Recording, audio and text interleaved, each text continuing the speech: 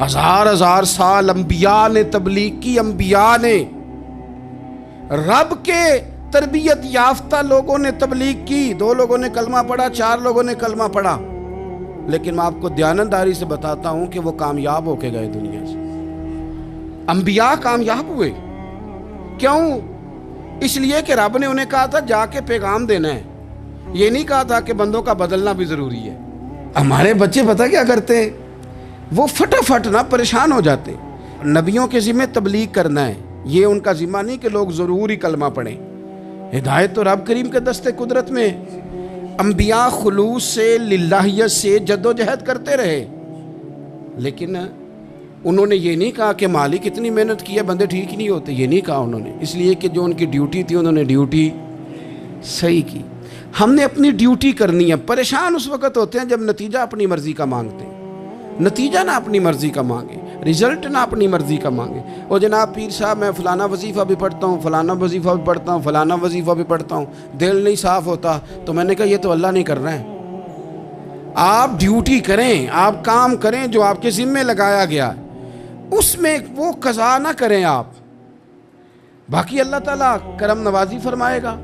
دیکھیں ایک بادشاہ تھا، اس کی سلطنت میں نا وہ قوم بنانا چاہتا تھا۔ ہمارے بادشاہ، ہمارے حکمران قومیں نہیں بناتے، لوگوں کو اپنے حق میں قائل کرتے ہیں۔ اس لیے کبھی بھی ہمارے ملک میں قومی سوچیں عام نہیں کی جاتی، ذاتی سوچیں عام کی جاتی ہیں، ملی باتیں نہیں کی جاتی، ذاتی باتیں کی جاتی ہیں۔ وہ چاہتا تھا کہ میری قوم بن جائے۔ اس کا ایک ہیرا سلطنت میں سے گم ہو گیا، تو اس نے اعلان کیا، اس نے کہا کہ جو بندہ ہیرا تلاش کر کے لائے گا اسے انعام دوں گا۔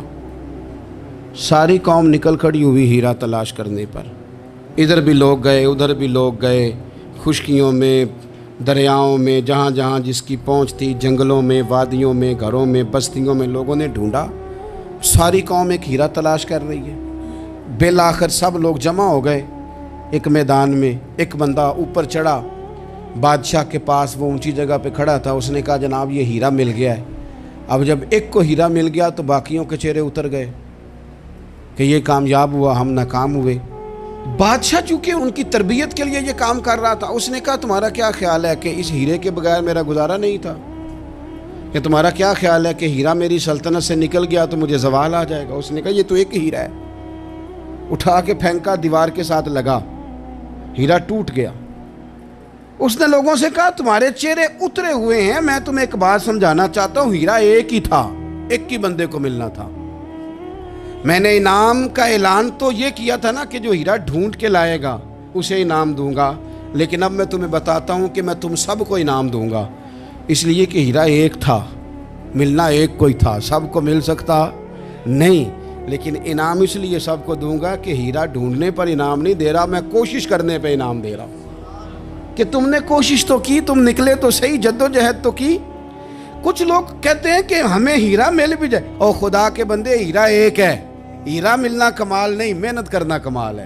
ہم نہ تیار نہیں ہوتے۔ اللہ فرماتے ہیں میں نے آزمانا ہے، میں نے آزمانا ہے، تم نے سفر جاری رکھنا ہے، لیکن یہ ضرور یاد رکھنا کہ وَإِلَيْنَا تُرْجَعُونَ، لوٹ کے تمہیں میرے پاس ہی آنا ہے، تم نے لوٹ کے ادھر آنا ہے، اس بات کو ذہن میں رکھنا۔ حضرت عبداللہ بن عباس رضی اللہ تعالیٰ عنہ اس حدیث کے راوی ہیں، المعجم الکبیر کی یہ حدیث ہے۔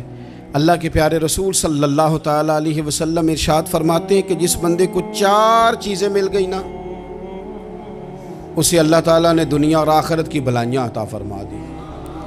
4 چیزیں جس شخص کو نصیب ہو گئی۔ یا رسول اللہ کون سی؟ حضور فرماتے ہیں جس کو شکر کرنے والا دل مل گیا، اور کریم محبوب فرماتے ہیں جسے اللہ تعالیٰ کا ذکر کرنے والی زبان مل گئی، اور حضور فرماتے ہیں جسے مصیبت پر صبر کرنے والا بدن مل گیا، اور جسے ایسی بیوی مل گئی جو نہ اس کے مال میں خیانت کرے گی، نہ اس کی عزت میں خیانت کرے گی۔ جسے یہ 4 چیزیں مل گئیں وہ خوش نصیب ہے، دنیا بھی بن گئی، آخرت بھی بن گئی۔ کامیابی صبر آ جانے کا نام ہے، کامیابی شکر حاصل ہو جانے کا نام ہے، کامیابی میرے عزیز یاد رکھ لیں کہ انسان اللہ کے ذکر میں لگ جائے تو اس کا نام ہے۔ کامیابی ہم نے کس کو سمجھ لیا؟ اپنی زندگی میں